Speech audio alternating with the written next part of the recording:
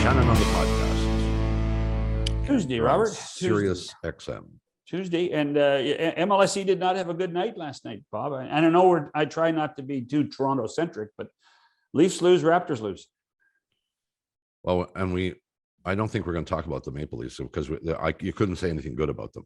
I was flipping back and forth, as I'm sure you were. Well, you're probably watching both games simultaneously. Yeah. You had one eye on the Leafs and one eye on the Raptors, and I don't even know how you do that, but that's that TV background that I'm in. You have to multiple monitors, man. Well, I've got a new system now. You know, I have when I do it, I have sound from both up too. Well, I don't even want to know about that. I don't want to overstate it, but that was about and I didn't see the Pittsburgh game on the weekend, but I thought that Maple Leaf game was about as bad as you can play. Carolina dominated that game. Carolina's a better team, Bob. Well, of course they are. They're a better team. But they dominated that game. It could have been 1,000,000-1. And the Maple Leafs never for a second, well, other than maybe, the first 5 minutes where Matthews got his first goal. Yeah. After that, it was all Carolina the whole way. Wow. And I don't know how you fix things. They're going into Chicago. And litmus test, a very bad Blackhawk team who haven't won yet. Well, they're not a bad. I don't think Chicago's a bad team. They're playing bad. They're playing bad. Their defense is not very good. There's lots of issues. Well, we'll see. We're not going to address that. Okay. This week, as most people are aware, on the front page of the Toronto Star, our friend Doug Smith was among those who reported on the fact that Masai Ujiri had a meeting with Edward Rogers, I don't know whether he is or isn't chairman of the board of Rogers. I'm not sure. Well, he was at the time. He was at the time. Had a meeting with him, and Edward apparently did not want the organization to re-sign Masai Ujiri. Doug Smith will join us to discuss that, and time willing, we'll talk a little bit about the team's performance last night and the Raptors moving forward. Good signs, bad signs. All that coming up. Podcast commences after these messages. Well, we are used to having Doug Smith on to talk about his insight into basketball in general, the Toronto Raptors specifically. We are relatively unused to the news hound that apparently he has become. Or perhaps more accurately, newsmaker, because when you do a story of the kind that Doug co-authored the other day, people pay attention, and maybe a different crowd actually pays attention. Mr. Smith joins us now, of course, from the Toronto Star. Was your phone buzzing all day, Doug? Did you have to recharge it a couple of times? I got a fair number of texts and calls, yes, from various people in various positions and of various levels of interest. But yeah, it was fun. I'll tell you, it's hard being a real reporter. It's hard. so we know, but those of us in the sandbox, this is a different type of sandbox. I was never more glad to see DeMar DeRozan than I was yesterday morning. I could just talk about basketball, do stuff that I know. It was good. Yeah, it was fun. Hard but fun. Well, talk about the process of putting this kind of a story together, because you did not do it by yourself, obviously. No, actually, Christine Dobby at our place was unbelievable. Like, she's so well connected. She knows all the board machinations and the people and the workings, and we would hear things independent of each other. I would hear something, I would tell her. She would confirm it with someone that she knows. She would find something out. I would have to get it confirmed by somebody I know. It really was collaborative, and she did the typing. The whole bottom of the story about the Rogers Family Trust, the RCI board, you guys know, I don't have a clue about that stuff, and she really carried the ball on that one. If the fascination too is, and to look at all what I would describe as conflicts of interest. I mean, even the paper you work for, David Peterson, who is a high-profile person at the newspaper, is on the board that Edward Rogers tries to fire. Yeah, it's really interesting because as we've talked about with sports stories and signings and trade rumors and leaks of that nature, the first question I ask is, okay, what is the person telling me that's getting out of it? And you got to be super careful when you're talking about billion-dollar companies, because you don't know what their motivations are, and if the fear is you're being used, but you got to check things so that you're not. Billion-dollar public companies. Yeah. Which is, I mean, the Rogers stock price, I think it's down 5 or 6% since all these stories came out. So that becomes an issue at hand. The other fascination for me is when I opened the paper up, and I still open the paper up, Doug, I'm a subscriber. This is a story that we had never really plugged in, and it wasn't something you guys wrote in 3 hours. No, it was a days long process. And how did you keep it a secret? Well, that's the other part. We were concerned at points during the process. I guess my first heavy involvement was Wednesday afternoon, and we didn't publish until Sunday night. Or Monday morning, as it turned out. We filed it Sunday during the day, but our concern was, okay, is anybody else chasing this same angle? And you're nervous because you think, okay, if we know this, who else does, and when are they going to get it out?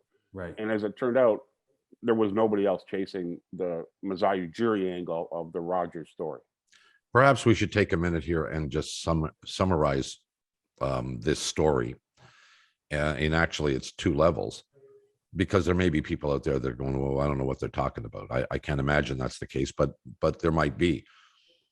Publicly, this story started late last week or middle of last week that Ted Rogers was being ousted as chairman at Rogers, the son of the founder of the company. Did I say Ted Rogers? I meant Edward Rogers. Ted's son.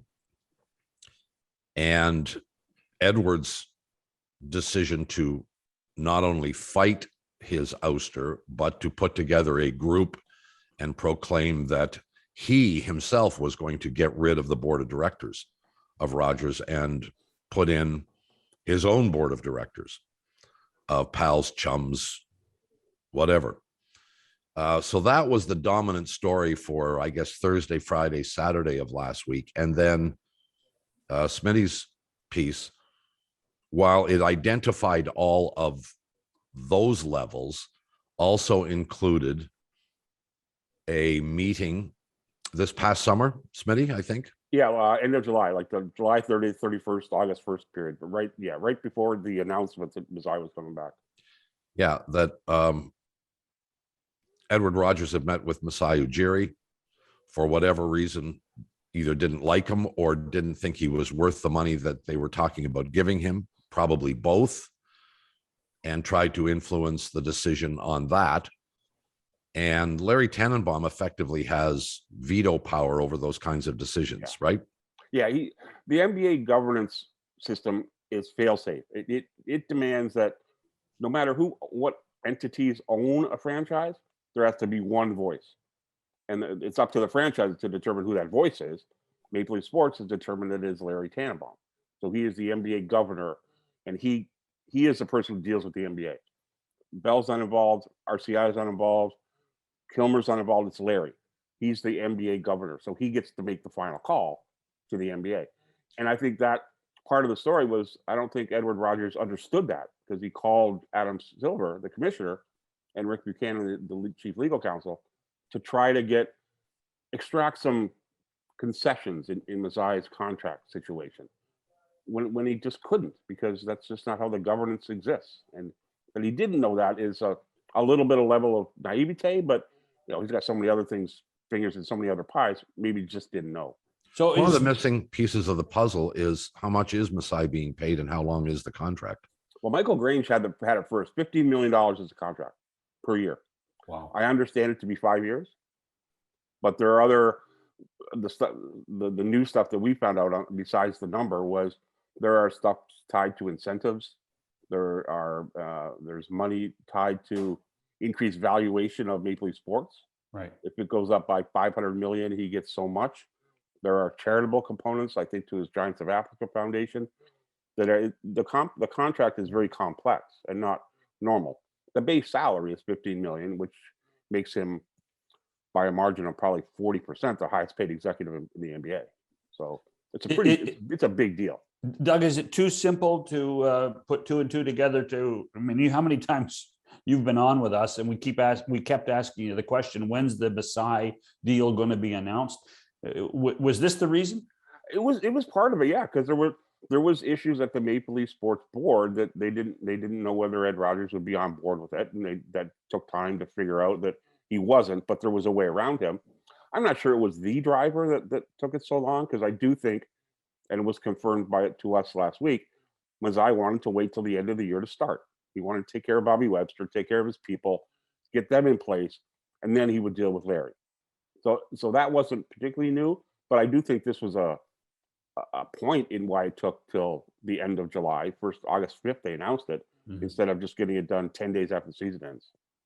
But it is intriguing from a timeline perspective that the alleged meeting with Edward took place only a few days before the contract was actually announced. Yeah.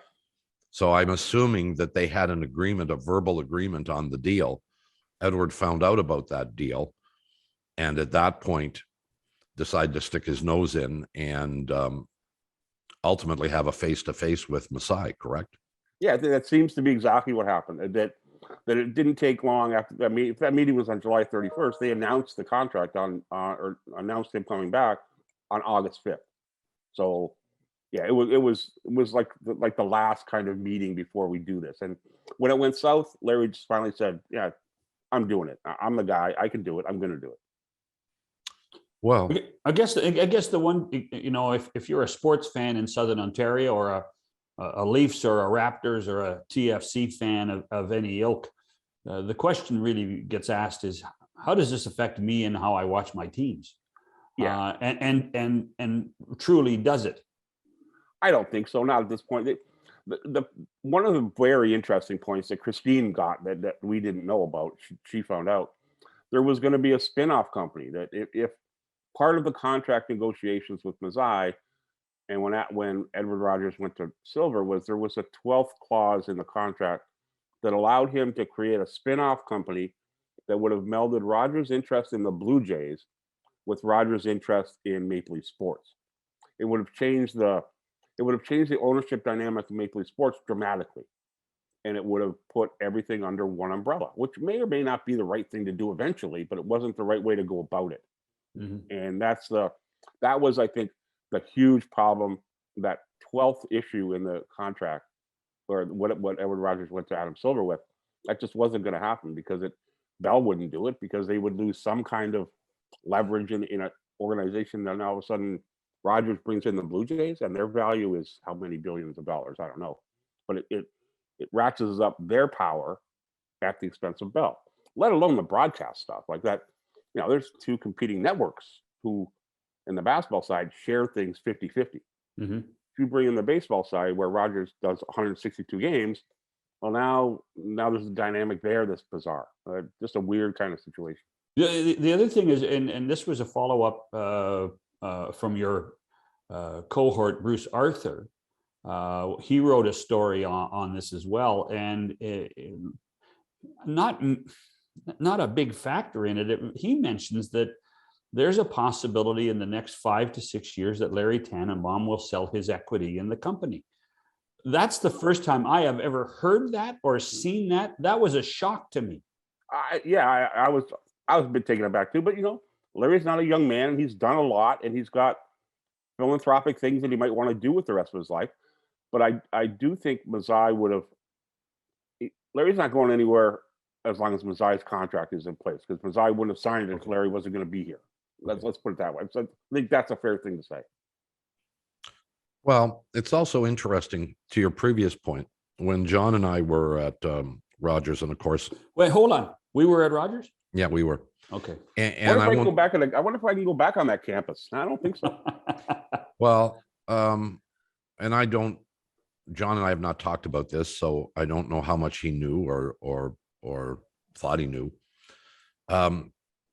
But there was a story, I want to say it goes back at least 3 or 4 years, of Edward's desire to purchase and spin off all the sports and media properties of Rogers, essentially under his own umbrella.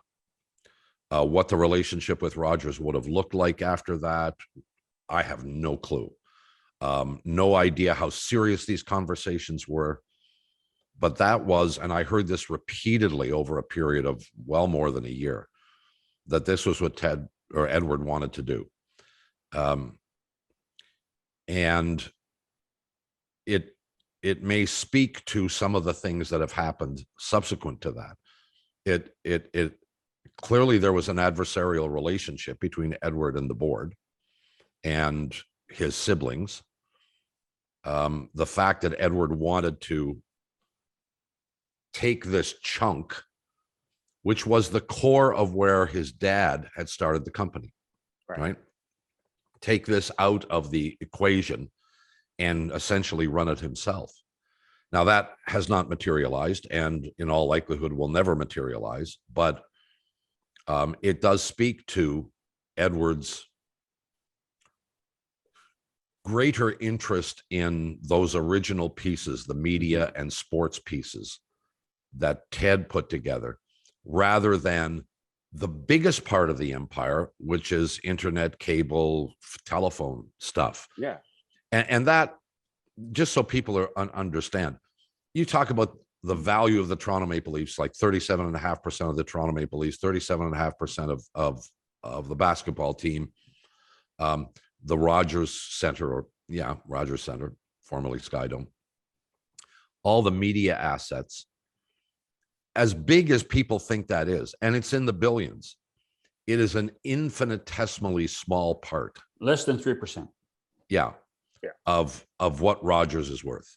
Well, that's the other part of this, and it's on the business cycle, so Christine knows it far more than I. Rogers has this deal pending with Shaw that's like billions of dollars. A couple billion, yeah. If there's a mess at the Rogers board, if that scuttles the Shaw deal, you're talking losses incalculable to whatever the new company would be. I don't have no clue whether it will change or adversely affect that pending deal, but there's got to be competition tribunals looking at it now and going, well, has Rogers got its house in order that it can assume Shaw and become this bigger thing than ever in the cell phone, internet, cable, telecommunications, apps industry that is going to be worth gazillions of dollars in the years going forward? Well, and historically, what we do know, we're three kind of sports guys who have some understanding of this, but not very much. Let's be honest here.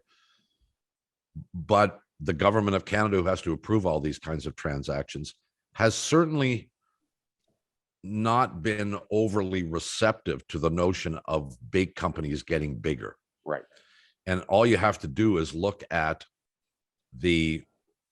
over the last 5 or 10 years, the distribution of cable and internet assets and the way they've tried to, it appears, allow smaller companies to buy in and prevent the Rogers, Bell, Telus even from just gobbling them all up and getting bigger and bigger. Yeah. And that's when it gets down to the consumer, to us three guys who are paying our bills. That's right. And if there's a mess at the board level of the one company that's going to control everything, the government's eyes are going to get a little bit wider, I think. And I think that's the bigger business story as the months and weeks and years maybe unfold. And it's at the heart of Ted Rogers or Edward Rogers and his sisters and the board of RCI. Well, we all know that the public is ready to pounce on any politician that is perceived to have done any favors for friends, pals, buddies, especially really rich ones.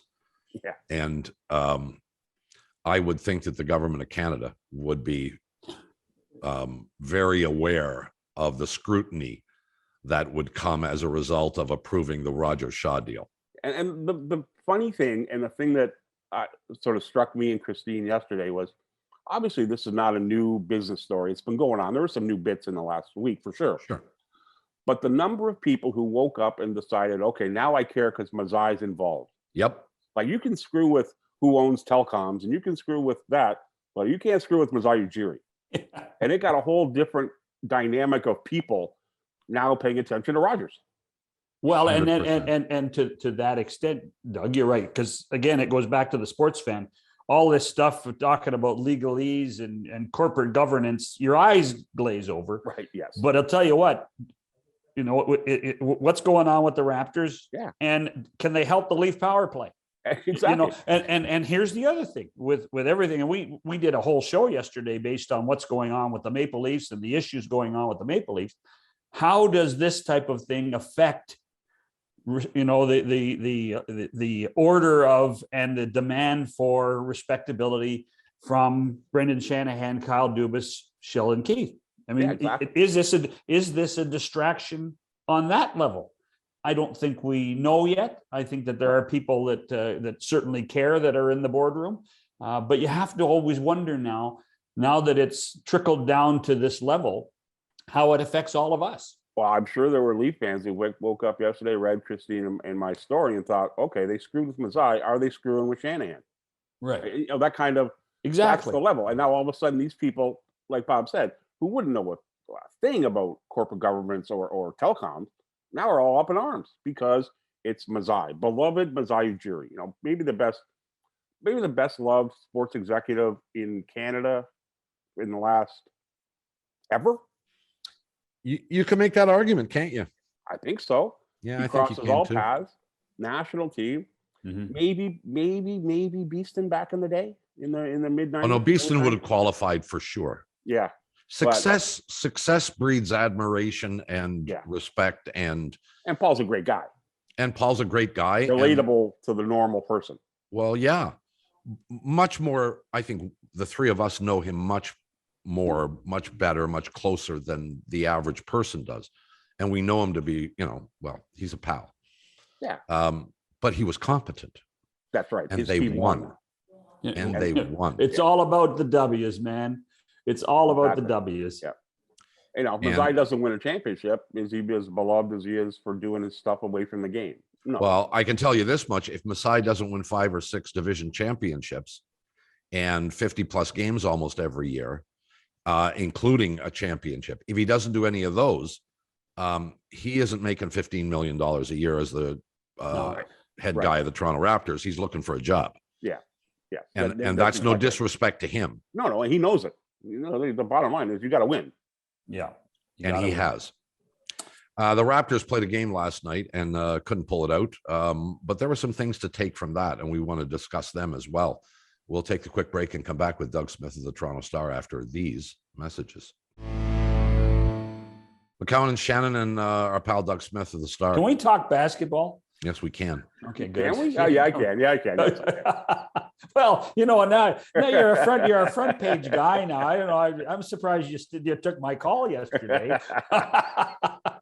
I know where my bread is buttered, pal. You know that. Well, let's talk about this team. Overall, decent performance last night against the Bulls. The Bulls look like they are, a really good team. I don't know if they're a championship team. I suspect not, but they're good. They're better. Undefeated already this year. And the Raptors got down 20, but found a way to fight their way back and were a 3-point shot at the buzzer away from sending the game into overtime. And for a young team that's still scratching and clawing and trying to figure itself out, good for them. Yeah, absolutely. Overall, a pretty good performance. Yeah, and that's what the fans are going to get. They play hard. They defend really well. Some nights are going to win. Some nights are going to lose.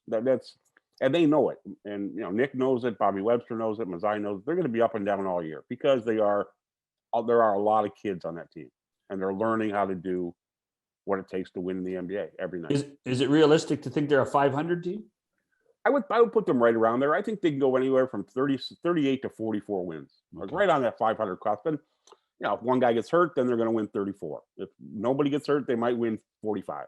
But yeah, they're right in that group. And whether other guys get hurt on other teams, how other teams perform, like I don't know what the Knicks will be. Chicago, I think, is going to be really good. I think I do too. They might be the third best team in the East right now.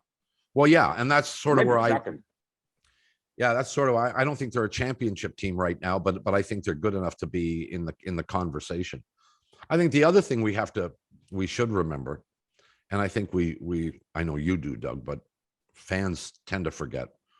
You can make the argument that Toronto Raptors are missing their best player. I don't know whether you think Pascal Siakam is their best player. There's that argument, but he's one of them, and he hasn't played a minute and won't play for another several weeks, right? I would probably guess 2-3 weeks, probably still at least. He's doing some contact, but he's not at full contact. He's not, I don't think, quite ready to play. But yeah, he certainly changes the dynamic of the team because his presence takes a lot of pressure off of guys like Scotty Barnes and Fred Van Vleet because Pascal's a very good basketball player. So they become better with him around them. The same thing with Yuta Watanabe, who no one really knows or cares about. But if you have him, maybe you don't have to play Chris Boucher, who's not playing very well because he was hurt. He's been brutal. But there's another dynamic change to the rotation. So I think when they get those guys in, give me 15 games with the full group, and then I'll tell you how good this team might be. Where does Anunoby fit in all this? He's been, he didn't shoot the ball well the first couple of games, but he's been really good. And he's going to be, again, he will benefit from the presence of Pascal because he won't have nearly the defensive attention. Now, people are guarding OG differently in these 4 games because they don't have to guard Pascal Siakam. Now, they don't have to guard, if you put OG out there with Siakam and Barnes, it's a whole different look for Anunoby than it is when you put him out there with Barnes and Kem Birch or Precious Achiuwa. It's a different thing. So he becomes better when the guys around him are better. Yeah, I don't want to get into this discussion. I respectfully do not have the same opinion of Anunoby that my cohorts do, as I recall. But I mean, that's But they don't have any alternative right now. Let's face it. I mean, well, and I'm not going to sit here and tell you that Anunoby isn't a good player or he's not a starter. I just don't know if he's the guy who can lead you to the promised land. I'm obviously not sure about Siakam, but Siakam has shown me more than Anunoby has in that ability. But then you can go into how many 6'9" guys can you actually put on the court at one time? And essentially, Pascal Siakam is probably going to replace at 6'9", is probably going to replace somebody else who's also 6'9", and is his impact going to be greater as a result or less as a result? Well, we're going to find that out over time. But Anunoby aside, I got another kind of bone to pick here, and I'm intrigued by whether you guys agree or not. I love Fred Van Vleet. You can't not love Freddie. From a personal perspective, from a leadership perspective, from an effort perspective, he's top of the food chain. Yeah, he scored, 15 points last night and 17 assists. Yeah. From a statistical point of view, that's a big night. That was like a record-setting night for him. And I watched the game on television as I do most of them. And my 2 pals who did the game last night over on TSN, who I love dearly and have great respect for, waxed eloquently about what a great night Fred Van Vleet had. And I get it from one perspective, but there was another thing that was happening, and that happens consistently. Fred loves to take the ball inside, and sometimes he's making a play for himself, and sometimes he's trying to make a play for somebody else. I get it. But he is this big when everybody else is this big. And that is a place that is real, from which it's really hard for him to operate. And the piece of the puzzle, statistically, that I did not see and maybe isn't even available is how many times did he turn over the ball? How many layups did he miss? I don't know the number of layups he missed, but he had 8 turnovers, which was a career high. He's never had more than 5 in a game. He had 8. He had one of those odd nights where he had a career high in assists and a career high in turnovers. Now, I have to actually ask Nick specifically about that after the game. He said he wasn't concerned with, he didn't think Fred's turnovers were a result of bad ball handling or bad decision making. He just got bounced around and he got the ball jarred because he got hammered getting in the lane. And he's got to, I think Fred has to pick his spots a little bit better when he gets in there. And again, I don't want to harp on this, but when Siakam's on the floor, that's a whole better safety valve. That's someone that he can throw the ball out to. Right now, he's out there a lot of times on an island. Oh yeah, and he doesn't know where Barnes is going to be because Barnes isn't sure where he's going to be because he's a rookie and he doesn't know. He doesn't have that outlet of Siakam, and I think that probably leads to the turnovers we're seeing early in the year. I think his turnovers are, well, I don't think he's probably had a 4-game stretch with as many, but I think they're asking him to do everything, and because they don't have the other guy who can bail him out, and he's trying a little bit too hard, I think, when he gets in there. I agree. Either to get a call or make a spectacular play.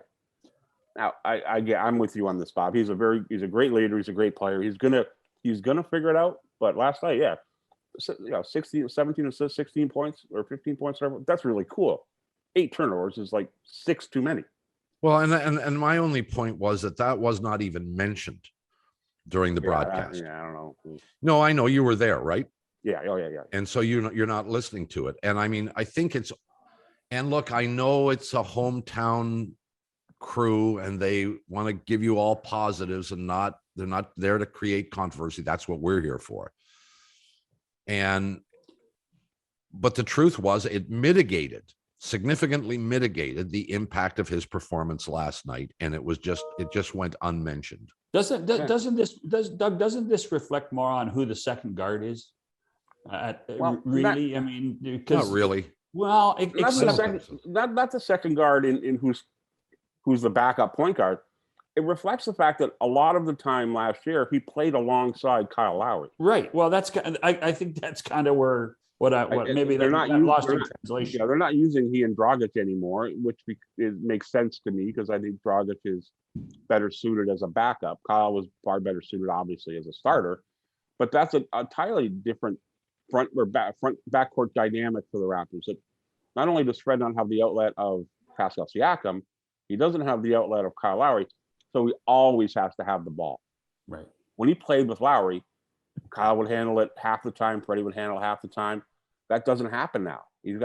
Freddie's handling the ball 100% of the time, pretty much, in running half court offense. So the turnovers are going to go up. Seems like he's doing more because they need him to, because they got him on this guard island out there. Right. Yeah, I would like to see him. He's got a good shot and he can hit the 3. I mean, he has, like everybody, has cold nights, but as a general rule, I'd like to see him shoot more 3s and spend less time driving to the basket, because it's a place where he gets in trouble. He gets a lot of shots blocked, for sure. He gets a lot of shots blocked. He misses a lot of layups. And I understand it. He's an itty bitty guy amongst these trees, and shots are constantly he's forced to alter them.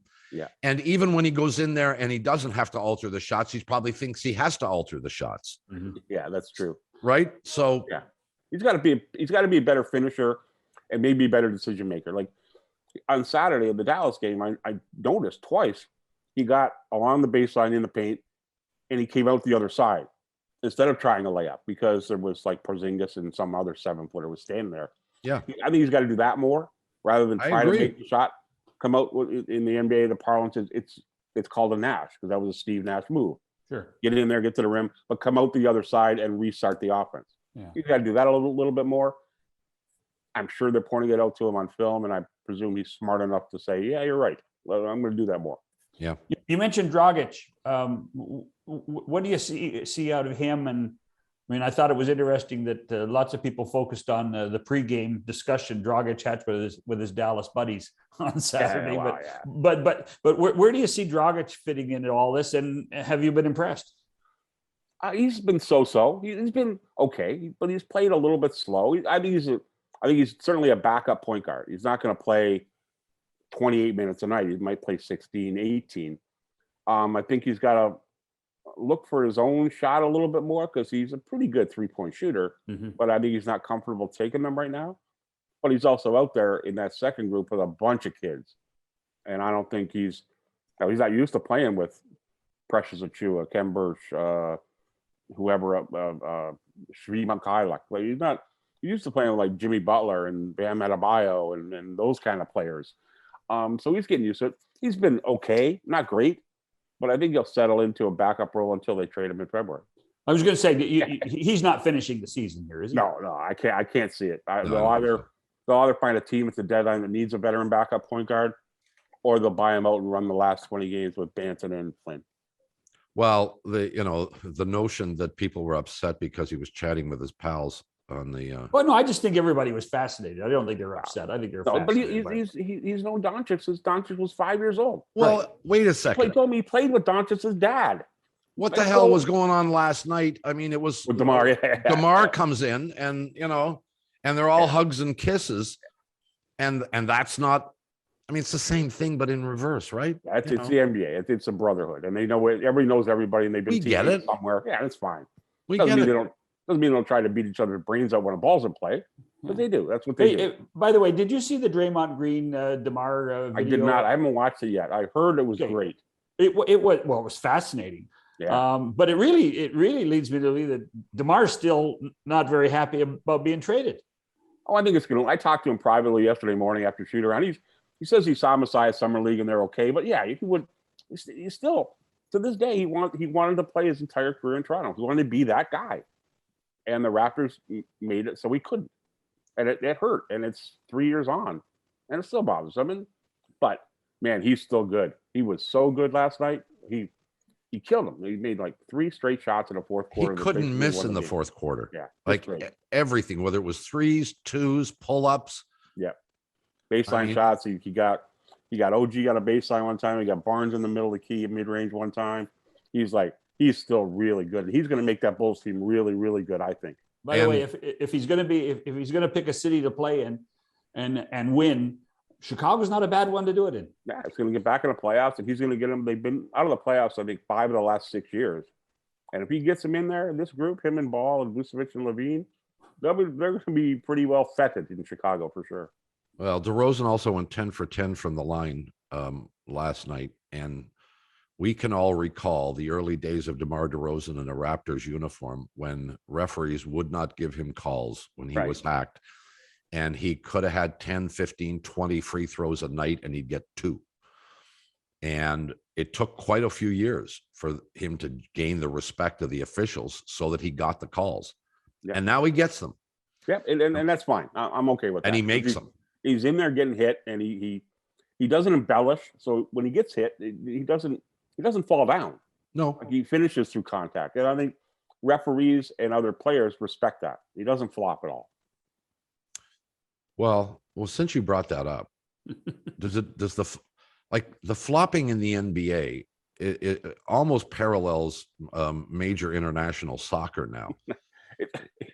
It's not that quite that bad, but it's pretty close. They're reining it in a little bit. You're not seeing a lot of calls made this year, and it's early in the year, and the referees might regress, but you're not seeing nearly as many egregious he flopped whistles blown. And maybe the referees are watching a little bit more film, or maybe they've been told, look, always give the benefit of the doubt to the guy with the ball. If the defender falls down, you can't whistle offensive fouls. And ball handlers got to know they're going to get hit. Like that's Nick made this point last night after the game. A lot concerning Fred. It's like pinball in there. You go in and bang, crash, smash, bang. You're going to lose the ball. But now they're not blowing a whistle. Now, whether they'll regress to the mean in December, I don't know. But history would suggest they will, and they'll start blowing the whistle more. But for right now, it's just a rougher game. It's a rougher, far more physical game. Hey, was it sold out last night? I didn't see the crowd. They announced it in 19.8, yes. So they did. All the tickets were sold, but all the seats weren't filled. Let's put it that way. Yeah. I think there are a lot of season ticket holders still not coming or not being able to get rid of their tickets. I think the season ticket holders who put them on the secondary market guys on Bay Street aren't making any money. So the seats are empty, but the tickets are sold. Let's talk a little bit about Scotty Barnes because we haven't talked to him much since the season started. I assume I know I'm impressed with what I've seen. I didn't expect this level from him this soon. Your sense of this? He's going to be really, really good. Shot still has to get some work, but he's got good mechanics, so that's going to come. I'm really impressed with his passing ability. Almost to the point where, and Nick brought this up last night, I think he might overpass. I think he might pass too often because he's a big, strong kid. And when he gets to the front of the rim, stuff happens. Oh, Either yeah. he makes a shot, he gets fouled, or the defense converges on him and someone gets an offensive rebound and a putback. I think he's got to learn that he can do that and get away with it. But I'm really impressed. His defense is just like we thought it was. He guards anybody, he guards willingly. He's got good footwork, good side-to-side quickness. But as an offensive power and a threat and a multifaceted player, I'm really impressed 4 games in. Now, is he going to be I had a scout tell me on Saturday, the Dallas game, they think he's going to be, in 5 years, going to be the best player in this draft class. Well, and he was not somebody that most people thought the Raptors would draft. No, they ever thought they were going to take Suggs. That was the bottom line. That was it. And I mean, I recall, and this is often the case when you're watching the draft, and Barnes gets announced, and there's kind of this groan kind of surprise. Everybody expects the expected to happen. Every once in a while, it doesn't. He was one of those guys. But I had written the morning of the draft that he was their guy because I know what they were like. They like willing defenders, multiple positional kind of guys who are big. And he's bigger than Suggs. He plays more positions, guards better, and is going to be a longer term better player. I thought he was a perfect fit. I really did, and I'm surprised others didn't. That's the kind of thing around the draft that caught my attention. No one gave him any consideration. So few people gave him consideration. I thought right from the start they got to look at this guy. Just look at his physical attributes. He's a legit 6'7", 6'8". He's not skinny, and he willingly guards people. Like that's pretty much Masai and Bobby's wheelhouse right there. No, but you also understand this game and the way people analyze things. And he had 1 year in Florida, and statistically didn't jump off the page at you. Yeah, didn't do much. And Suggs had been on a great program, won a lot of games, was famous, was in the Final Four or in deep in the tournament at least. So people knew him. Yeah, and if you read the draft guys who have started now for next year already, everybody's the best player in the world. But the more you're right about them, the more that gets reinforced with the casual fan. And Suggs, because he played in a bigger program, had more success, he became the guy everybody thought was a better player because they read about him more often. How much is, you talk about after preseason in the 4 games, how much do you see the confidence grow, and how much of this is on court confidence? It's growing. I think he's got to be. You think he's deferring too much, though, right? Yeah, I don't think selfish is the right word, but I think he's got to be more forceful, more often. Like he's got to understand that when he puts his shoulder down and goes to the rim, like I said, good stuff happens. So I think he's got to do that more often. And I don't know if he's deferring or not realizing that he can do it because he is still a rookie and he doesn't quite know. But when he becomes that guy, it's going to open up all kinds of great passes, great plays, and he becomes a far more effective offensive player. His point total might not go up, but the team will play better. Don't you think that's on Nick to let him loose at some point? Yeah, Nick's hammering him all, telling him every day, you got to go more often. He says it to us, Nick. So if he's saying it to us, he's saying it to him. He's saying it to him. Yeah. Hey, we had Pascal on a few weeks back, and he talked about he was going to have to play a role as a leader now that Kyle is gone. Do you see that as being a positive for a guy like Barnes as well? Yeah, because I think it takes it takes some pressure off Barnes because it's another guy that we got to talk to who's going to tell him what to do.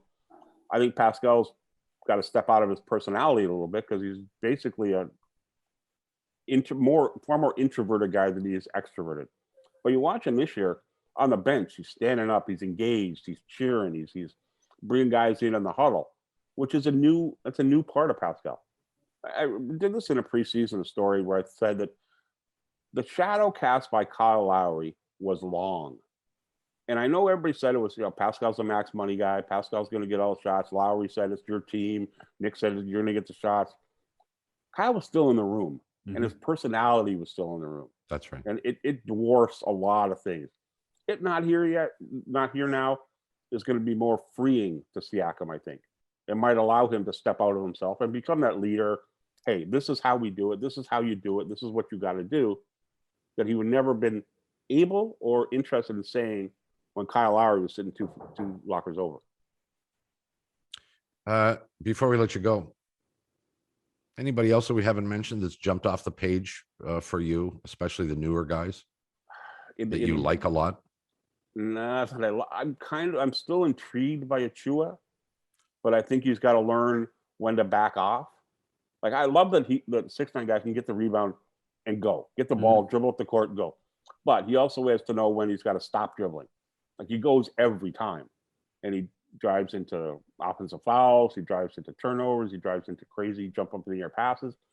But he's also second-year guy who's going to figure that out. Yeah, I'm really intrigued by him.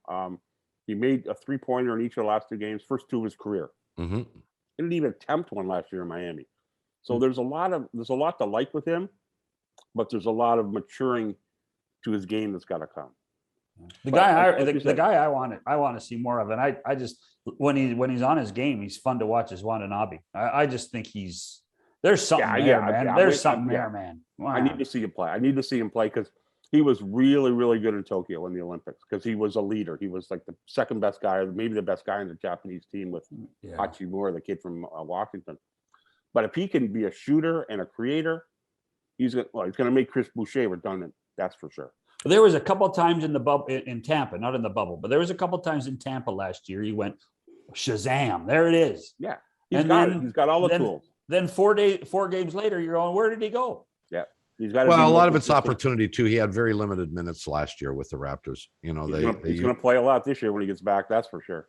Yeah, I think he is too. He's not going to be on the starting 5, at least not to begin. I don't think. But no, but he'll be the first big off the bench probably. Yeah. Depending on what they do, that's going to be an interesting one. Like, what do you do with Siakam? Like, who do you take out when Siakam comes back? Because you got to take somebody out. I can't imagine they're going to take out Barnes. No, I can't imagine. I can't foresee. I can't see that. They got to take out Gary Trent. It's the only one that makes sense. Who had a pretty good game last night. Yeah, he's a great scorer. He's a far better player as it seems as a starter than off the bench, but tough. You got to get used to it. Like it's going to be really interesting what they do when Pascal's back. Because I don't think they want Pascal guarding centers. So I think you got to stay with Achua or Birch. Then you use Barnes, Anunoby, Siakam with Van Vleet. Yeah, I think you're right. We got to get out of here. We thank you as always, Mr. Smith, and congratulations on the investigative reporting that you have. Scoop Smith. Scoop Smith. We appreciate it as always. We'll talk to you soon. Doug Smith of the Toronto Star. We'll come back and wrap it after these messages. So thanks to Smitty for joining us. Doug Smith of the Toronto Star, playing investigative reporter and doing it's a most interesting story. That sounds like work. It's funny. All the years, there's a couple of times you dipped your toe into the real news world. That is a different world than we live in, Bob. Well, it sure is. Different world. I mean, my goodness gracious, it's pretty serious stuff. Yeah, and it is really intriguing. This is a personal observation. I don't know how much you've experienced this, but years later, people remember that stuff a lot more than they do, last night's hockey game or basketball game or what you said about this, that, and the other thing. And they are moments, I think Doug is feeling that. There are moments where you feel like this job that you've taken on actually has value, and importance is the wrong word, but it is of significance. Well, and here's the thing. It also, when you come out with pure news,